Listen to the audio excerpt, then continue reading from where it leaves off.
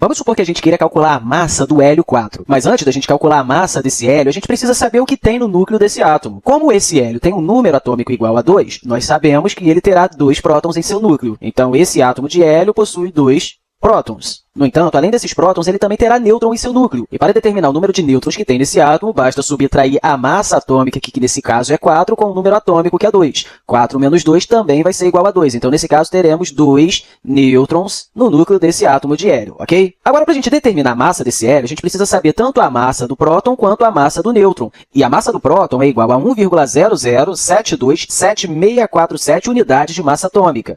E nesse caso aqui, como nós temos 2 prótons no núcleo desse átomo de hélio, basta multiplicar esse número aqui por 2. Então, vai ser isso aqui vezes 2. E, obviamente, a gente vai precisar da ajuda da calculadora para realizar essa conta, tudo bem? Então, vamos lá. Nesse caso, teremos 1,007276647 vezes 2. Isso aqui, então, vai ser igual a 2,014555294. Então, a massa desses 2 prótons vai ser igual a 2,014555294 unidades de massa atômica. Então, agora, para a gente continuar a determinar essa massa prevista para o hélio, a gente também precisa saber a massa desses 2 nêutrons, certo? E a massa de cada nêutron será igual a 1,00866490 unidade de massa atômica. E, novamente, como nós temos 2 nêutrons, basta multiplicar esse número aqui por 2. Então, teremos aqui um valor igual. Novamente, a gente vai pegar lá a calculadora. Então, 1,00866490 vezes 2 vai ser igual a 2,0173298. Então, vamos lá.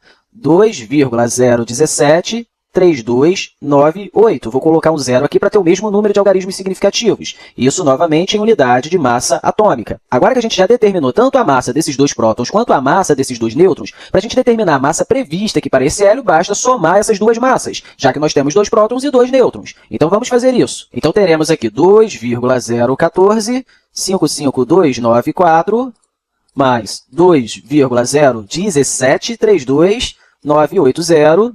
Isso aqui vai ser igual a 4,03188274. A gente vem aqui e coloca 4,03188274 unidade de massa atômica. Então, essa massa aqui seria a massa prevista para esse átomo de hélio, já que nós temos 2 prótons e 2 nêutrons. Então, obviamente, bastaria somar a massa desses 2 prótons com a massa desses 2 nêutrons, certo? Então, a gente pode dizer que essa massa aqui seria a massa prevista. Ou seja, vamos colocar aqui a massa prevista para esse átomo de hélio. Concordam comigo? No entanto, o observado não é isso. Quando a gente pega e mede realmente a massa desse hélio, utilizando alguns métodos para determinar a massa desse hélio, a gente chega ao seguinte valor: 4,00150608 unidade de massa atômica. Então, essa daqui seria a massa real desse átomo de hélio. Então, a gente tem uma massa aqui que a gente chama de massa real, ou massa medida. Então, a gente pode colocar aqui que é a massa medida.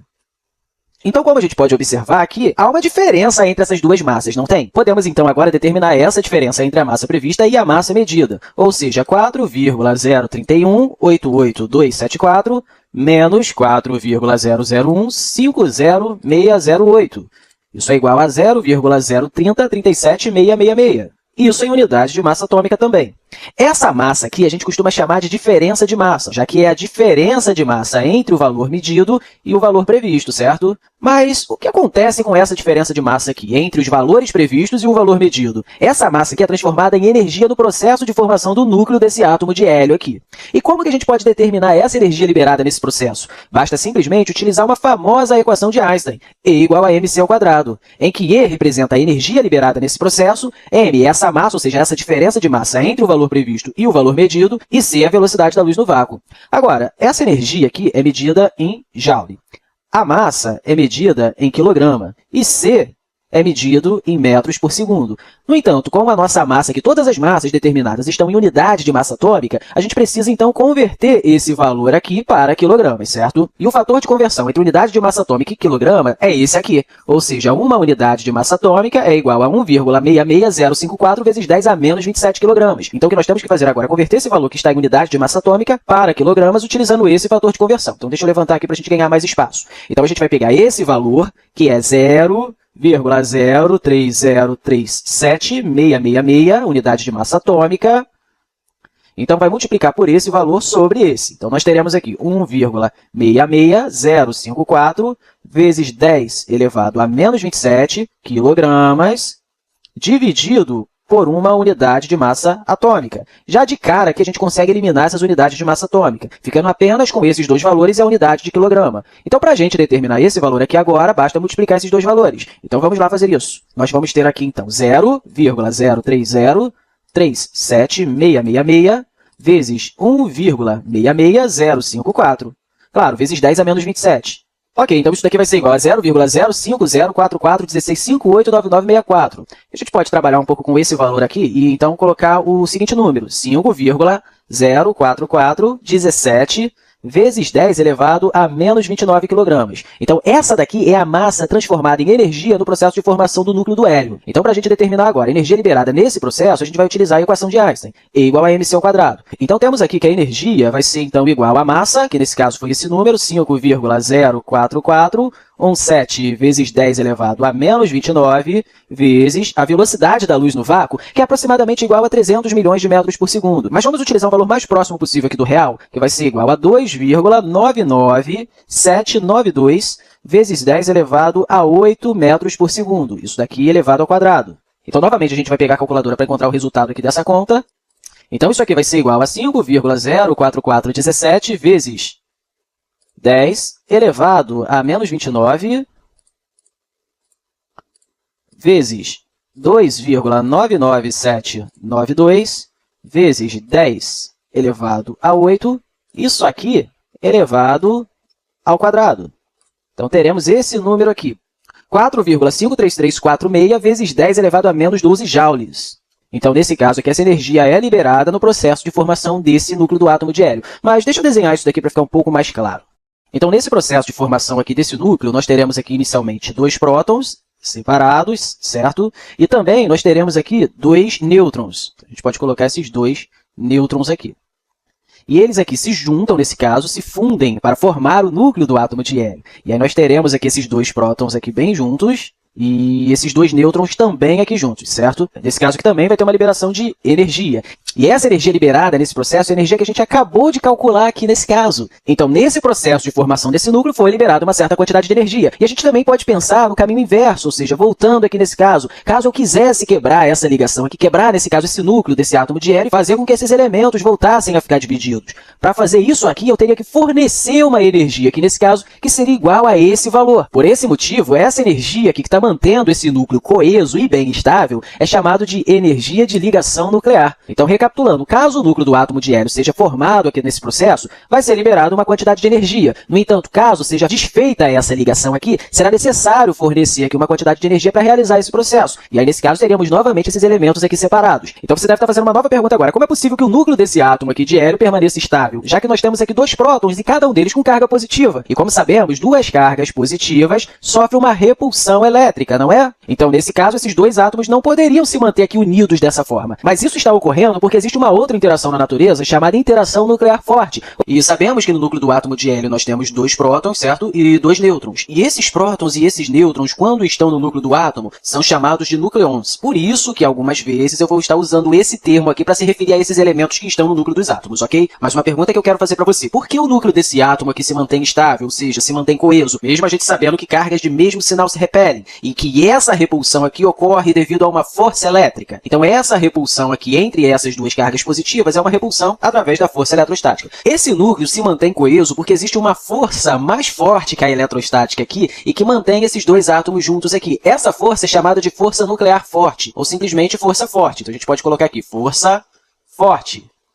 Então, como eu disse, a força forte aqui é bem maior que a força eletrostática. Então, mesmo que haja essa repulsão eletrostática entre esses 2 nucleons aqui, está existindo uma força forte que está mantendo esses 2 prótons unidos, ok? E uma outra coisa interessante também a falar sobre ela é que ela ocorre entre prótons e prótons, entre prótons e nêutrons e entre nêutrons e nêutrons, ou seja, ocorre entre todos os nucleões. E a gente também poderia ficar falando todas as características aqui da força forte, mas não é o objetivo desse vídeo. O objetivo desse vídeo é saber por que o núcleo desse átomo é estável, ok? E a gente pode começar a pensar a respeito disso observando aqui, por exemplo, o número atômico. A gente sabe que o número atômico atômico desse hélio aqui é igual a 2, e o número atômico aqui, nesse caso, me dá o número de prótons. E a gente pode representar esse número atômico pela letra Z. E se a gente pegar aqui a massa atômica e subtrair com esse número atômico, nós temos o número de nêutrons, ou seja, 2 nêutrons. E a gente pode representar esse número de nêutrons pela letra N. E o nosso primeiro objetivo é determinar a razão entre o número de nêutrons e o número de prótons. E a gente pode determinar essa razão dividindo o número de nêutrons pelo número atômico. No caso do nosso exemplo aqui, para o hélio 4, a gente tem aqui 2 nêutrons e 2 prótons. Então, basta dividir aqui 2 por 2, e isso é igual a 1. E o mais legal disso tudo é que quando nós temos um núcleo pequeno, ou seja, quando o número atômico for menor do que 20, e nesse caso nós teremos um núcleo estável quando essa razão N sobre Z for igual a 1, ou seja, quando o número de nêutrons for igual ao número de prótons. Aqui no nosso exemplo, o nosso hélio 4 é estável porque nós temos 2 prótons e 2 nêutrons. Mas vamos pensar um pouquinho agora no nosso carbono 14. Quando a gente tem o carbono 14, 14 é a massa atômica, e nós teremos aqui 6 prótons. Então, qual seria a razão entre o número de nêutrons e o número atômico nesse caso? Para esse carbono 14, nós teremos aqui 6 prótons, certo? E 14 menos 6 é igual a 8. Então, nesse caso, teremos 8 nêutrons. E aí, qual seria, então, a razão entre o número de nêutrons e o número atômico nesse caso? Essa razão, então, seria igual a N sobre Z, e N é igual a 8 e Z é igual a 6. Então, fica claro que a gente já consegue perceber de cara que essa razão N sobre Z é maior do que 1. Logo, o carbono 14 não está estável, ou seja, o núcleo desse carbono 14 não está estável. E aí, nesse caso, ele vai ser radioativo, ou seja, ele vai sofrer um decaimento de forma espontânea buscando a estabilidade, ou seja, buscando fazer com que essa razão se torne igual a 1. Então, vamos observar agora a equação nuclear que representa esse decaimento espontâneo. E quando nós temos uma equação nuclear desse jeito aqui, nós representamos apenas o núcleo dos elementos. Por exemplo, aqui nós temos o carbono 14, e, na verdade, isso aqui é o núcleo do carbono 14, em que nós temos 6 prótons e 8 nêutrons. Então, vamos observar o que está acontecendo aqui. Então, deixa eu colocar isso aqui um pouquinho mais para cima. Nesse processo, a gente tem inicialmente um carbono 14 com um número atômico igual a 6, ou seja, 6 prótons. Então, se tem 6 prótons, tem 6 aqui de carga positiva, certo? Então, a gente pode colocar aqui 6 positivo. E aí, nesse processo de decaimento, de alguma forma, esse carbono 14 acaba liberando um elétron, o que é algo muito estranho. Isso aqui é regido por uma força chamada força nuclear fraca. Mas não se preocupe com isso agora não. Nós vamos falar mais sobre isso no próximo vídeo, ok? O que você precisa se preocupar é que como vai ser um elétron liberado, o elétron tem carga negativa, certo? Então, teremos aqui um negativo. E nesse processo que esse carbono 14 libera esse elétron, acaba sobrando um núcleo de nitrogênio, em que esse núcleo de nitrogênio tem um número atômico igual a 7. Então, teremos 7 prótons, ou seja, uma carga 7 positivo, certo? Mas deixa eu escrever isso aqui do lado para a gente poder pensar um pouco a respeito disso. Então, nesse núcleo aqui de nitrogênio, nós temos 7 prótons, certo? E 14 menos 7 é igual a 7, então também teremos 7 nêutrons.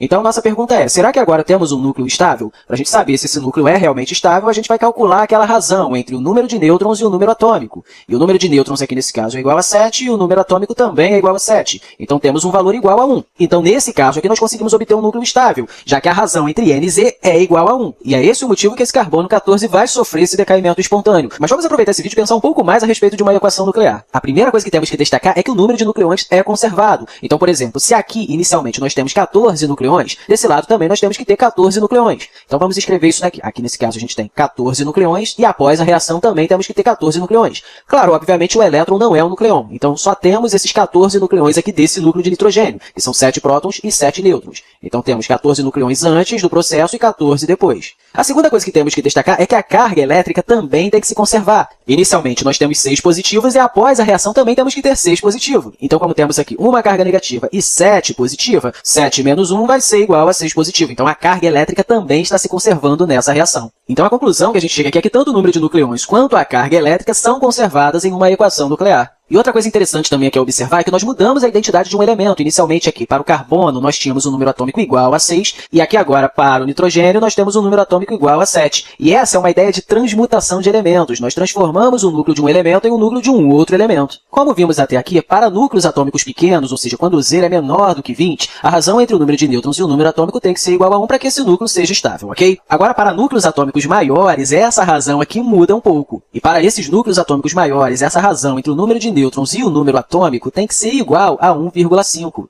E um dos primeiros motivos para isso aqui ter mudado é que à medida que o número atômico de um núcleo for aumentando, é necessário também que tenha mais nêutrons em seu núcleo, certo? Você pode até estar falando que já tinha entendido isso no exemplo anterior, já que quanto maior for um número atômico, maior vai ter que ser o número de nêutrons para respeitar aquela razão, certo?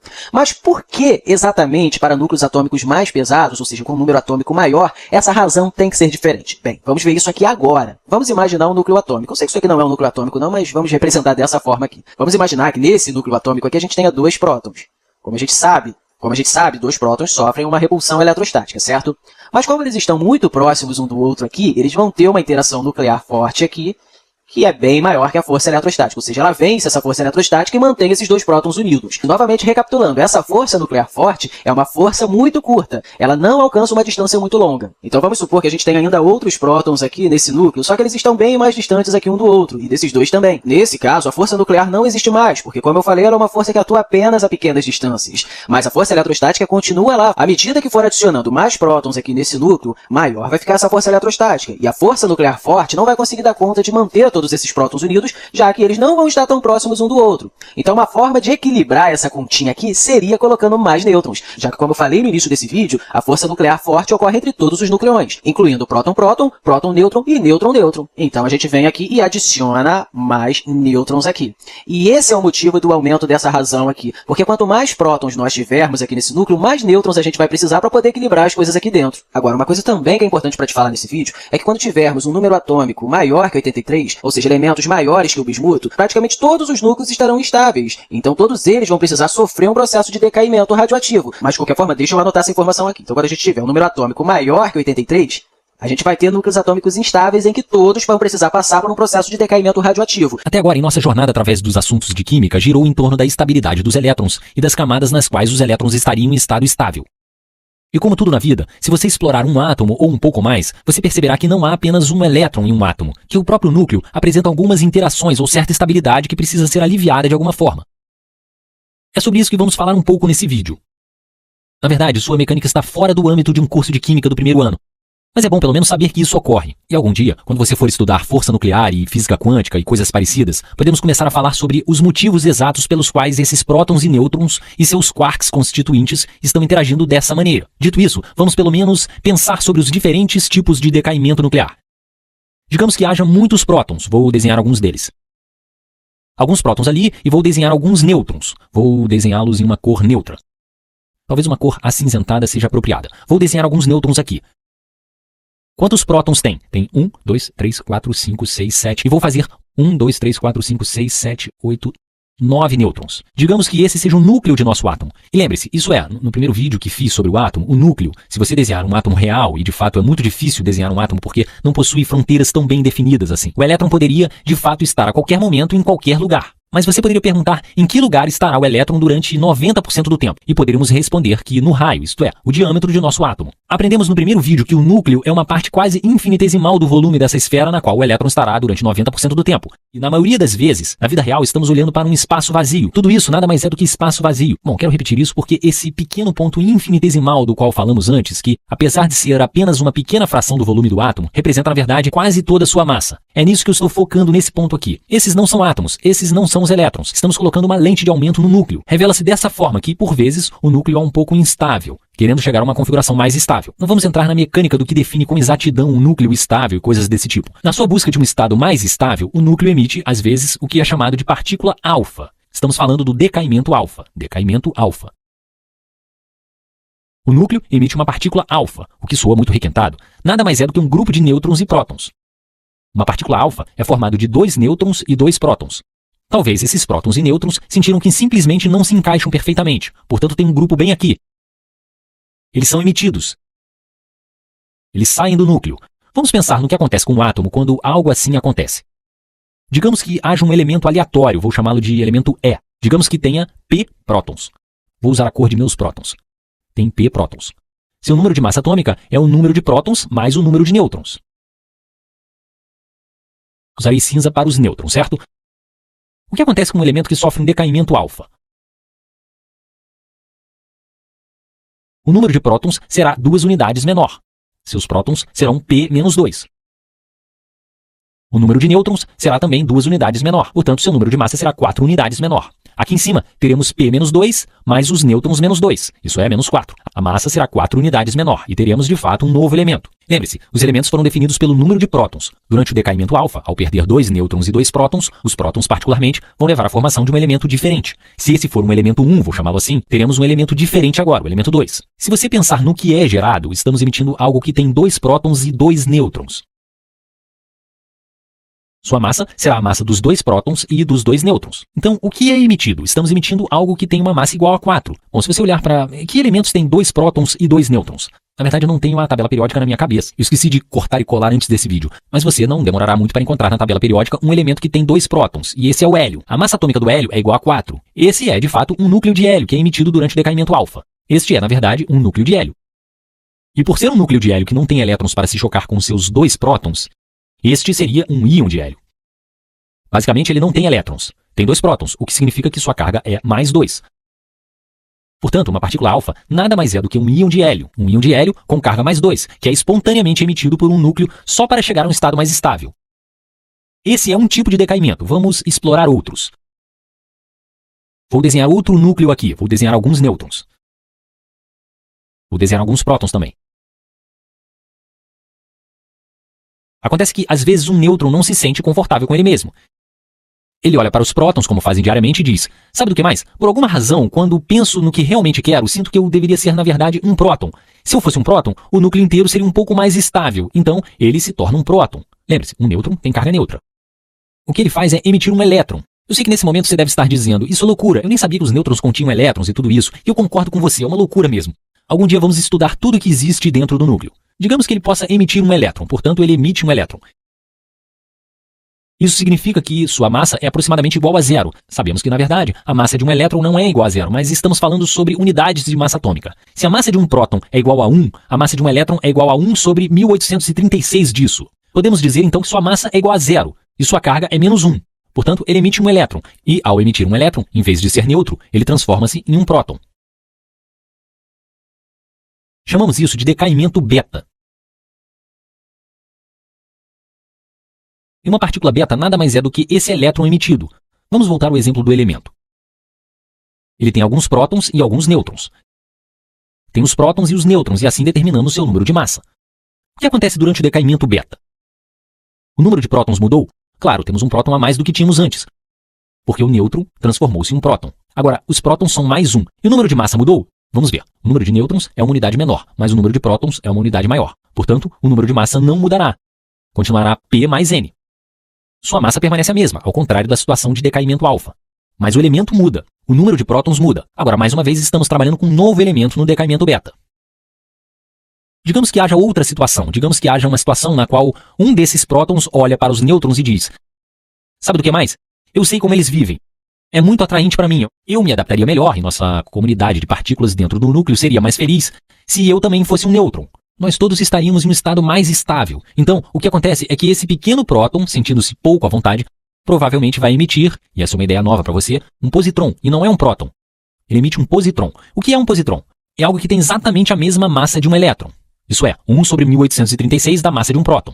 Bom, mas nós vamos considerar 0, porque em unidades de massa atômica isso é muito próximo de 0. Mas o positron tem uma carga positiva. Isso é um pouco confuso, porque ainda colocamos um E ali. Sempre que vimos um E, pensamos em um elétron. Não nesse caso, porque um E é porque é quase o mesmo tipo de partícula, mas em vez de ter uma carga negativa, tem uma carga positiva. Esse é um positron. E agora as coisas começam a ficar um pouco exóticas em relação aos tipos de partícula e as coisas com as quais estamos trabalhando. Mas isso acontece. E se um próton emitir essa partícula, particularmente toda a sua carga positiva vai com ela. Esse próton transforma-se em um nêutron. Chamamos isso de emissão de positrões.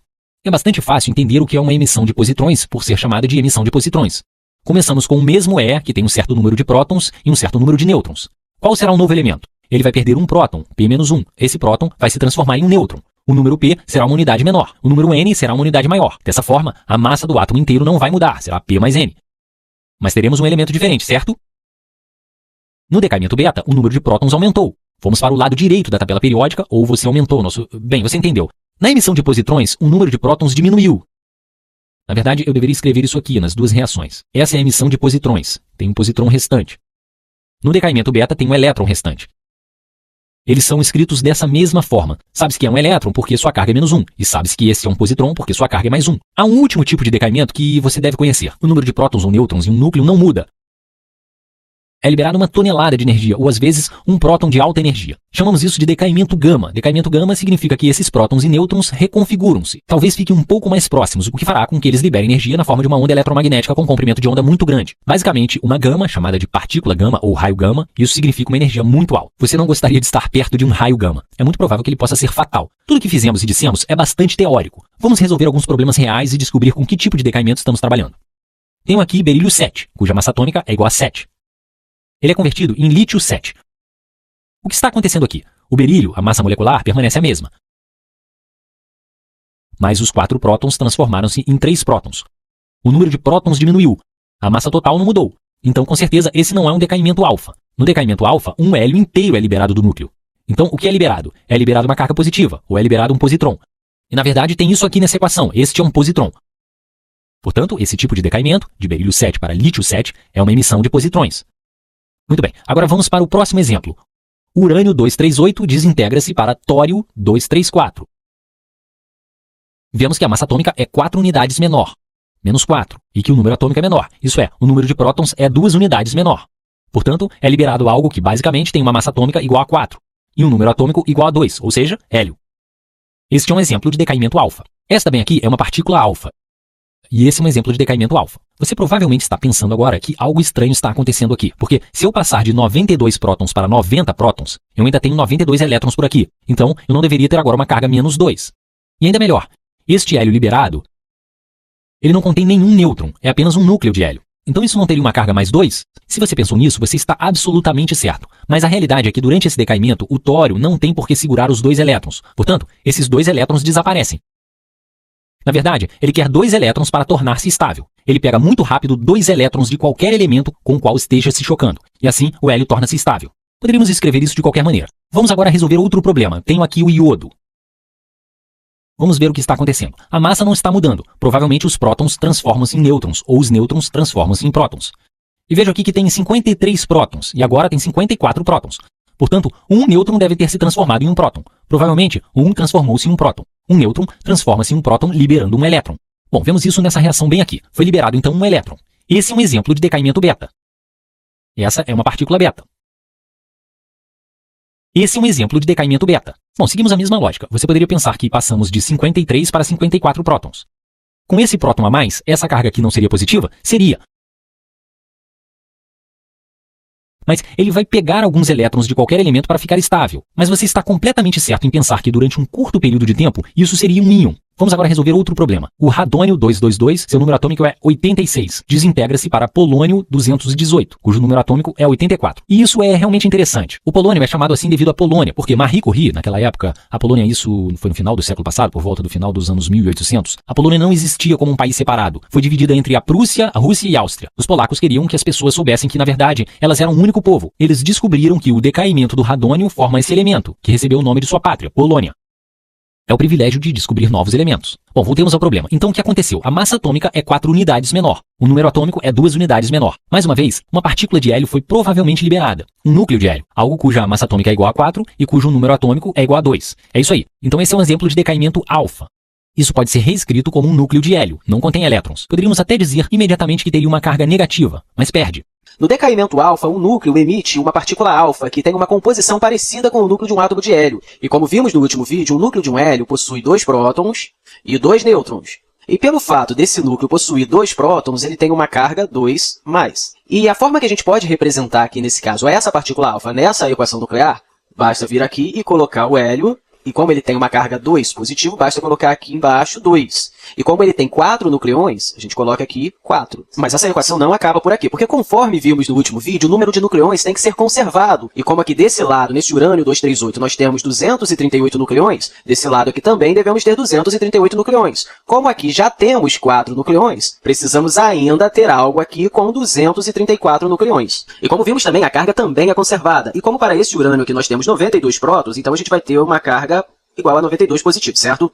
E desse lado aqui também temos que ter 92 positivo. E como nesse hélio já temos aqui 2 cargas positivas, aqui nesse núcleo que nós desconhecemos aqui, ele tem que ter 90 cargas positivas. Então precisamos encontrar aqui um elemento que tenha 234 aqui nucleões, sendo que ele tem que ter 90 prótons. E se você for observar na tabela periódica, o elemento que tem 234 nucleões e 90 de número atômico seria o tório. Então, nesse decaimento do urânio 238, nós vamos ter como produto aqui uma partícula alfa, que é igual ao núcleo de um hélio, e o tório 234. Então, para isso aqui ficar mais claro, vamos representar isso aqui visualmente. Inicialmente, a gente tem um núcleo de urânio, e esse núcleo de urânio vai emitir uma partícula alfa, que é igual ao núcleo de um hélio, se transformando aqui, nesse caso, em um tório 234. Então, isso aqui é apenas uma representação para o que está acontecendo aqui nessa nossa equação nuclear. Bem, agora que a gente já viu o decaimento alfa, vamos observar também o nosso decaimento beta. No decaimento beta é emitido um elétron. E como vimos no vídeo anterior, um elétron não é um nucleon, certo? Mas, no entanto, ele possui uma carga negativa. E esse elétron aqui é o que corresponde a essa partícula beta, tendo uma carga negativa e, claro, ele não é um nucleon. Então a gente coloca esse zero aqui. E como estamos observando aqui, o nosso tório 234 vai estar emitindo do seu núcleo uma partícula beta. Então a gente coloca aqui, como um dos produtos aqui nessa equação nuclear, a partícula beta. Sendo que a partícula beta aqui não é um nucleon, por isso a gente coloca esse zero, e ela tem uma carga negativa, ou seja, -1. Como sabemos, em uma equação nuclear, o número de nucleons é conservado. Então a gente tem que vir aqui e colocar 234, e como esse beta aqui não é um nucleon, continua tendo aqui 234. Então, se eu tenho 90 aqui como número atômico, a minha carga positiva aqui nesse caso é 90, e aqui desse lado tem essa carga negativa da partícula beta, então eu tenho aqui -1. Então, como a carga é conservada, aqui para esse outro núcleo aqui, eu tenho que ter uma carga igual a 91 positivo, já que 91 menos 1 é igual a 90. Então, como essa carga aqui é 91 positivo, eu tenho que ter um elemento com número atômico igual a 91. E observando a tabela periódica, a gente vê que esse núcleo com 91 de número atômico e 234 nucleões é igual ao protactínio. Então, agora já representamos esse decaimento beta aqui através dessa equação nuclear. Mas vale a pena fazer um comentário aqui também sobre a partícula beta, certo? A gente já sabe determinar o número de prótons observando apenas aqui o número atômico, certo? Por exemplo, esse tório tem 90 prótons e esse protactínio tem 91 prótons. E para a gente determinar o número de nêutrons, basta pegar o número de nucleons aqui e subtrair com esse número de prótons. E 234 menos 90 vai ser igual a 144 nêutrons. Então a gente tem aqui 144 nêutrons. Agora, observando lá o protactínio, a gente tem 234 nucleons, ou seja, o número de nucleons não mudou aqui do tório para o protactínio. No entanto, o número atômico mudou. Então, se eu tenho 234 aqui menos 91, a gente vai ter aqui 143 nêutrons. Então, observando essa equação do decaimento beta, a gente percebe que o tório aqui ganhou um próton e perdeu um nêutron. Mas por que será que ele está ganhando esse próton e perdendo esse nêutron aqui nesse decaimento? Uma forma de você entender isso é imaginar como se um nêutron tivesse se transformado em um próton. Eu sei que é muito simples pensar dessa forma, mas pelo menos você vai conseguir entender todo esse processo. Então vamos escrever isso daqui. Então nesse processo nuclear aqui a gente vai ter um nêutron se transformando em um próton. E como a gente sabe, o nêutron não tem carga, e ele é um nucleon, por isso a gente coloca um aqui. Como a gente também sabe, em uma equação nuclear, o número de nucleons é conservado, então se a gente tem um nucleon aqui, esse próton também é um nucleon, certo? E a carga também é conservada. No entanto, o próton é positivo. Então, se eu tenho uma carga zero aqui desse lado, e aqui o meu próton é positivo, eu tenho que ter algum outro elemento que tenha uma carga negativa. E como a gente já tem um nucleon em ambos os lados da equação, essa outra partícula aqui não pode ser um nucleon. Então, nesse caso, a gente já sabe que essa partícula emitida aqui é um elétron. E nesse processo aqui também tem outra coisa sendo produzida, que é o antineutrino. E todo esse processo aqui é regido pela interação nuclear fraca. Mas também não é o objetivo principal desse vídeo. O objetivo principal desse vídeo é que você saiba olhar para essa equação aqui e saber que se trata de um decaimento beta. Além disso, também é importante que você saiba escrever todas as informações nessa equação nuclear. E agora, vamos falar sobre o decaimento gama. No decaimento gama, é emitido um raio gama, que na verdade não é uma partícula, mas sim uma radiação. Por esse motivo, ela é apenas energia e não tem carga elétrica. E nem massa. E como também não se trata de um nucleon, a gente coloca aqui o zero, certo? Então, nesse caso, vamos observar aqui o decaimento gama do tecnécio. Esse M aqui significa que o tecnécio se encontra num estado excitado. E ele vai buscar ficar estável. Por esse motivo, ele vai emitir essa radiação gama aqui. Então, vamos lá. Esse tecnécio aqui vai emitir esse raio gama, e como já vimos, o raio gama não tem carga elétrica e não é um nucleon. Como eu já falei, o número de nucleons é conservado em uma equação nuclear. Por esse motivo, se a gente tem 99 nucleões aqui, aqui desse lado também tem que ter 99 nucleões. E como a radiação gama não é um nucleon, esse nosso elemento aqui que vai sobrar também tem que ter 99 nucleões. E também vimos que a carga elétrica também tem que ser conservada. Então, se essa radiação gama não tem carga elétrica, esse nosso núcleo aqui que vai sobrar também tem que ter 43 de carga positiva. Então, o número atômico dele também tem que ser igual a 43. E observando na tabela periódica, a gente percebe que esse elemento é o próprio tecnécio. Mas agora, como foi emitida essa radiação gama, esse tecnécio não vai se encontrar mais no estado excitado, ele vai estar no estado estável. Então, a gente pode dizer que agora nós temos um tecnécio estável. O interessante sobre esse tecnécio é que ele é muito utilizado na medicina, principalmente pela facilidade de se obter imagens aqui através dessa radiação gama. No vídeo anterior, vimos todos os tipos de isótopos que passam pelo decaimento radioativo e se transformam em outros átomos ou liberam diferentes tipos de partículas. Mas a pergunta é, quanto um átomo ou um núcleo decide decair? Vamos supor que eu tenha vários, e digamos que tudo isso sejam átomos. Eu tenho várias moléculas aqui. E digamos que estamos falando sobre o tipo de decaimento onde um átomo se transforma em outro átomo. Dessa forma, o número atômico mudará. Seu número atômico mudará. Poderia ser decaimento beta, que liberaria elétrons dos nêutrons e os transformaria em prótons, ou talvez a emissão de pósitrons, que transformem prótons em nêutrons. Mas isso não é importante aqui. Digamos que tenhamos um grupo de átomos. E normalmente, quando nós temos uma quantidade pequena de qualquer elemento, temos quantidades grandes de átomos desse elemento. E já que falamos sobre mols, e você sabe, 1 grama de carbono 12, 12 gramas de carbono 12, possui 1 mol de carbono 12 nele. 1 mol de carbono 12. E o que é 1 mol de carbono 12? Isso é 6,02 vezes 10 elevado a 23 átomos de carbono 12. Isso é um número gigante. Isso é muito além do que podemos compreender. Isso é apenas quanto temos em 12 gramas. 12 gramas não é uma massa grande. Na Terra, bem, em qualquer lugar, a massa é constante. Isso não é uma quantidade exorbitante. Bom, tendo dito isso, vamos voltar para a pergunta sobre como sabemos se um desses elementos vai decair de alguma forma. E talvez não o carbono 12, talvez estejamos falando do carbono 14 ou algo assim. Como sabemos que os elementos decairão? E a resposta é, não sabemos. Todos possuem uma certa probabilidade de decair. Em um dado momento, para um determinado tipo de elemento ou um tipo determinado de isótopo de um elemento, há certa possibilidade de que um deles decairá. Isso, você sabe, talvez esse elemento decairá nesse momento. E nada acontece por um longo tempo, e de repente, mais 2 elementos decaem. E dessa forma, como tudo na química, e muito também do que usamos para lidarmos com física e mecânica quântica, tudo é probabilístico. Digo, talvez se realmente nos aprofundarmos nas configurações do núcleo, talvez pudéssemos melhorar um pouco em termos de probabilidades. Mas não sabemos o que está acontecendo dentro do núcleo. Então, tudo o que podemos fazer é relacionar algumas probabilidades a algo que está reagindo.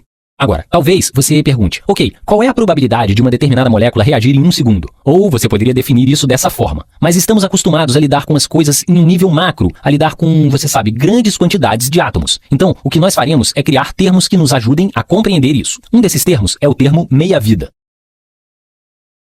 Deixe-me apagar isso aqui embaixo. Tem uma descrição e esperamos ter uma intuição do que meia-vida significa. Eu escrevo uma reação de decaimento aqui, onde você tem carbono 14 e ele decai em nitrogênio 14. E poderíamos simplesmente fazer uma revisão. Você tinha 6 prótons e agora tem 7. As mudanças de massa continuam iguais. Então, um dos nêutrons deve ter se transformado em um próton e foi isso que aconteceu. E faz isso ao liberar um elétron, que também se chama uma partícula beta. Poderíamos ter escrito isso como uma carga de -1, massa relativamente zero. Tem alguma massa, mas escreve em 0. Isso é um tipo de nota. Então, isso é um decaimento beta. Decaimento beta, isso é só uma revisão. Mas o modo como pensamos sobre a meia-vida é as pessoas estudaram o carbono e dizem, olha, se eu começar com 10 gramas, se eu tiver um bloco de carbono de 10 gramas, se espero que a meia-vida do carbono 14, isso é um isótopo específico do carbono, lembre-se, isótopos, se há carbono, pode ser 12, com um número de massa atômica 12, ou 14, ou quero dizer que há isótopos diferentes de diferentes elementos. O número atômico define o carbono, que possui 6 prótons. O carbono 12 possui 6 prótons. O carbono 14 possui 6 prótons. Mas eles têm um número diferente de nêutrons. Então, quando você tiver o mesmo elemento com um número diferente de nêutrons, isso é um isótopo. Então, o carbono 14, ou esse isótopo de carbono, vamos supor que começamos com 10 gramas. Se disserem que a meia-vida é de 5.740 anos, isso significa que, se um dia começarmos com 10 gramas de carbono 14 puro, após 5.740 anos, metade disso terá se transformado em nitrogênio 14 por decaimento beta. E talvez você diga, ok, então talvez, deixe-me ver, vou usar o vermelho aqui. Então, talvez você diga, talvez essa metade se transforme em nitrogênio. Bom, eu já vi isso desenhado dessa forma em algumas aulas de química ou aulas de física. E a minha pergunta imediata é como que essa metade sabe que deve se transformar em nitrogênio? E como essa metade sabe que deve se manter como carbono? E a resposta é, elas não sabem. Na verdade, isso não deveria ser desenhado dessa forma. Então, eu vou desenhar novamente. Então, esse é o nosso bloco original de carbono 14. O que acontece nesses 5.740 anos é que, probabilisticamente, alguns desses carbonos começam a se transformar em nitrogênio aleatoriamente, em pontos aleatórios. E, em 5.740 anos, você determina que há uma chance de 50% que qualquer um desses átomos de carbono se transformarão em um átomo de nitrogênio. Após 5.740 anos, que é a meia-vida do carbono, há uma chance de 50% que qualquer um desses carbonos se transforme em nitrogênio. Se você voltar após uma meia-vida, metade dos átomos será nitrogênio. Então agora você tem após uma meia-vida, então vamos ignorar isso. Começamos com isso. Todos os 10 gramas de carbono, 10 gramas de C14. Isso é após uma meia-vida. E agora teremos 5 gramas de C14. Então, temos 5 gramas de nitrogênio 14, correto? Vamos pensar sobre o que acontece após outra meia-vida. Bem, dissemos que durante uma meia-vida, 5.740 anos, no caso do carbono 14, todos os diferentes elementos que forem radioativos possuem uma meia-vida diferente. Então, no caso do carbono, ao longo de 5.740 anos, há 50%, e se eu olhar para qualquer átomo, há 50% de chances de decaimento. Então, se passarmos por outra meia-vida daqui, eu tinha 5 gramas de carbono 14. Deixe-me copiar e colar isso. Então, isso é o que eu tinha no começo. Agora, após outra meia-vida, você pode ignorar isso, na verdade eu vou apagar uma parte disso aqui. Deixe-me limpar isso um pouco. Após uma meia-vida, o que acontece? Bem, agora restam 5 gramas de carbono 14. Esses 5 gramas de carbono 14, cada um desses átomos ainda tem ao longo dos próximos, independente do número, então ao longo dos próximos 5.740 anos, tudo isso, novamente, tem 50% de chance. E pela lei dos grandes números, metade deles serão convertidos em nitrogênio 14. Então, teremos ainda mais conversões para nitrogênio 14. Bom, agora são metade desses 5 gramas. Então, nos resta 2,5 gramas de C14. E quanto nitrogênio 14? Bem, outros 2,5 foram para o nitrogênio. Agora, temos 7,5 gramas de nitrogênio 14. E poderíamos continuar fazendo isso, e após cada meia-vida, cada 5.740 anos, teremos metade da quantidade inicial de carbono. Mas sempre teremos uma quantidade infinitesimal de carbono. Mas deixe-me fazer uma pergunta. Digamos que eu tenha começado com um átomo de carbono. Vamos supor que eu tenha apenas esse um átomo de carbono. Você sabe, eu tenho um núcleo com um C14. Ele tem 6 prótons. Ele tem 8 nêutrons. Ele tem 6 elétrons. O que vai acontecer após 1 segundo? Bem, eu não sei. Provavelmente ainda será carbono, mas há alguma probabilidade que após 1 segundo ele já tenha se transformado em nitrogênio 14. O que vai acontecer após 1 bilhão de anos?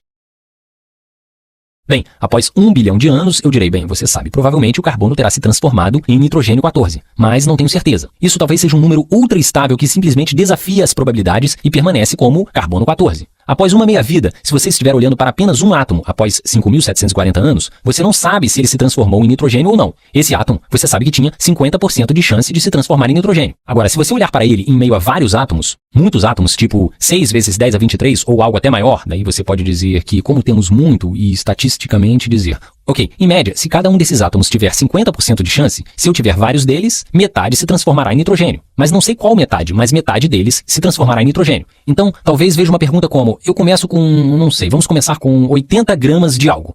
Chamaremos de X, e ele possui meia-vida de 2 anos. Eu estou apenas criando esse composto. Uma meia-vida de 2 anos. E vamos supor que nós entramos em uma máquina do tempo e olhamos novamente para a nossa amostra e vamos supor que temos apenas 10 gramas restantes de nossa amostra. E queremos saber quanto tempo se passou. Então, 10 gramas restantes de X. Quanto tempo? Você sabe, X está em decaimento o tempo todo. Quanto tempo então se passou? Bem, vamos pensar. No tempo inicial, 0 com 80 gramas. Depois de 2 anos, quanto nos restará? Teremos 40 gramas, então T igual a 2. Após mais 2 anos, quanto ainda teremos? Teremos 20 gramas. Então, T igual a 3. Desculpe, T igual a 4 anos. Após mais 2 anos, restará apenas metade disso novamente. E agora terei 10 gramas. É onde estou. Isso é igual a 6. Se você sabe que tem algum composto, você começa com 80 gramas, e você sabe que o composto tem uma meia-vida de 2 anos, e você entra numa máquina do tempo, e não construiu sua máquina do tempo muito bem, você não sabe como calibrá-la em relação ao tempo, apenas olhe para a sua amostra. Você diz, eu tenho apenas 10 gramas restantes. Você sabe que 1, 2, 3 meias-vidas se passaram. E você poderia pensar dessa forma também. 1 sobre 2 elevado a 3, porque cada período você tem 1 sobre 2 da amostra original. Esse é o número de meias-vidas. Após 3 meias-vidas, você obterá 1 sobre 8 de sua amostra original. E é isso que temos aqui. Temos 1 sobre 8 de 80 gramas. Isso é apenas quando você estiver fazendo isso com cuidado. Você sabe, quando você está no ponto da meia-vida. No próximo vídeo, exploraremos uma pergunta. Quantas partículas ou quantos gramas você terá em exatamente 10 dias? Ou em 2 anos e meio? Aqui nós temos o fósforo 32, e o fósforo 32 é radioativo. Em seu processo de decaimento, ele libera uma partícula beta e sobra como produto o enxofre. Então, como a gente pode observar, esse decaimento radioativo do fósforo 32 é um decaimento beta. E nesse vídeo de hoje, a gente vai ver a ideia de meia-vida. Então, para a gente começar a pensar nessa ideia de meia-vida, vamos imaginar que, inicialmente, a gente tenha 4 miligramas desse fósforo 32. E aí, a gente vai esperar exatamente 14,3 dias. Após esse tempo, a gente vai observar novamente o fósforo e vai perceber que só temos apenas 2 miligramas. Os outros 2 miligramas já decaiu para esse enxofre. Essa aqui é a ideia de meia-vida, ou seja, o tempo que leva para que metade dos núcleos radioativos sofram decaimento. Então vamos observar aqui a definição certinha da meia-vida, que é o tempo que leva para que metade dos núcleos radioativos sofram decaimento. E como a gente pode observar aqui, a meia-vida do fósforo 32 é igual a 14,3 dias, já que é o tempo que leva para que metade desses 4 miligramas é que sofram decaimento para o enxofre aqui nesse caso. Então a gente pode dizer que esses 14,3 dias é a meia-vida do fósforo 32. E como símbolo para representar a meia-vida, a gente usa esse daqui. Então a gente diz que 14,3 dias é a meia-vida do fósforo 32. E claro, esse tempo de meia-vida vai variar de núcleo para núcleo nesse caso. Por exemplo, se a gente tivesse um caso aqui de urânio 238, a meia-vida seria totalmente diferente. Seria cerca de 4,47 vezes 10 elevado a 9. E isso em anos. Ou seja, é muito mais tempo que o fósforo 32, não é? Mas nesse vídeo aqui a gente vai ficar apenas com o fósforo 32 para a gente começar a entender essa ideia de meia-vida, ok? E para a gente começar a estudar, a primeira coisa que a gente vai aprender é a representar graficamente a taxa de um decaimento desse fósforo 32. Então vamos começar representando isso nesse gráfico aqui cartesiano, ok? Nesse eixo Y a gente vai colocar a massa de fósforo, e claro que a gente vai trabalhar com isso em miligramas, já que a gente está observando inicialmente 4 miligramas desse fósforo 32, certo? E aqui no eixo horizontal a gente vai colocar o tempo. E claro, a gente vai colocar esse tempo também em dias, conforme estamos observando aqui nesse exemplo. Inicialmente, claro, a gente tem 4 miligramas aqui de fósforo 32, então a gente pode começar aqui nesse eixo aqui, partindo do 0, depois 1, 2, 3 e 4. Que é 4 miligramas que a gente tem inicialmente. Então, temos 1, 2, 3 e 4.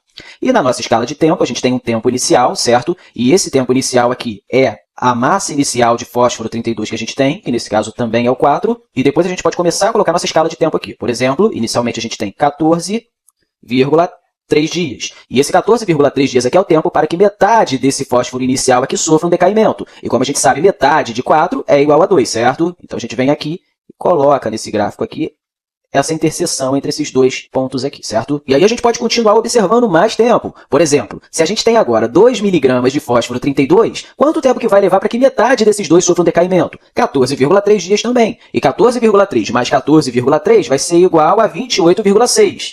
Então, teremos aqui 28,6. E metade de 2 é igual a 1. Então, vai ser o tempo que 1 miligrama desse fósforo 32, ou seja, metade desse 2 aqui sofra um decaimento radioativo.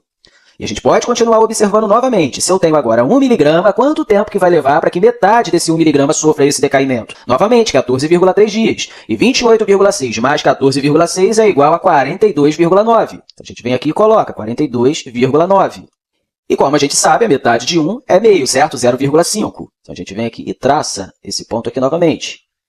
Essa reta aqui novamente. Então, temos esses pontos aqui para observar. Então, agora que a gente já começou a observar isso aqui numa escala de tempo maior, esse gráfico nos ajuda a entender o que está acontecendo aqui. A gente vai ter aqui, então, uma curva representando esse decaimento radioativo, e nesse caso, essa curva mostra um decrescimento exponencial. Então, aqui agora, a gente já tem o nosso gráfico de decaimento para o fósforo 32. E como eu falei, esse gráfico aqui é exponencial. E esse gráfico também é muito interessante porque, a partir dele, a gente consegue observar quantas meia-vidas passaram aqui para o núcleo radioativo. Mas não se preocupe muito com esse gráfico aqui agora não, que a gente vai voltar a falar a respeito dele no próximo vídeo. Então, já entendendo um pouco a respeito da meia-vida, vamos observar um problema aqui. Supondo que inicialmente haja 4 miligramas de fósforo 32, quantos miligramas haverá depois de 57,2 dias? Para a gente começar a resolver esse problema, a gente tem que saber exatamente quantos dias passaram desde o momento inicial, ou seja, desde que a gente tinha aqui 4 miligramas, certo? E nesse caso foram 57,2 dias. Então a gente pode vir aqui e colocar esses 57,2 dias. E a gente vai dividir com o tempo de meia-vida para esse fósforo 32. E o tempo de meia-vida, como a gente já viu, é 14,3 dias. É interessante a gente fazer isso porque a gente vai saber quantas meia-vidas se passaram desde o momento inicial aqui. E sabendo exatamente quantas meia-vidas se passaram, a gente consegue determinar exatamente quantos miligramas aqui vai sobrar desse fósforo 32 após esses 57,2 dias. Bem, calculando isso aqui, 57,2 dividido para 14,3 vai ser igual a 4. 4 meia-vidas nesse caso. Então, a gente pode vir aqui e colocar 4 meia-vidas. Agora que a gente já sabe quantas meia-vidas se passaram desde o momento inicial, a gente tem várias formas de resolver isso para determinar quantos miligramas ainda existe desse fósforo 32. A primeira forma que a gente pode utilizar aqui para determinar isso é muito simples, é fazendo um processo direto. Se inicialmente a gente tem 4 miligramas, após a primeira meia-vida, a gente vai ter metade disso, ou seja, 2 miligramas. Outra meia-vida depois, a gente vai ter metade desse 2, que é igual a 1 miligrama.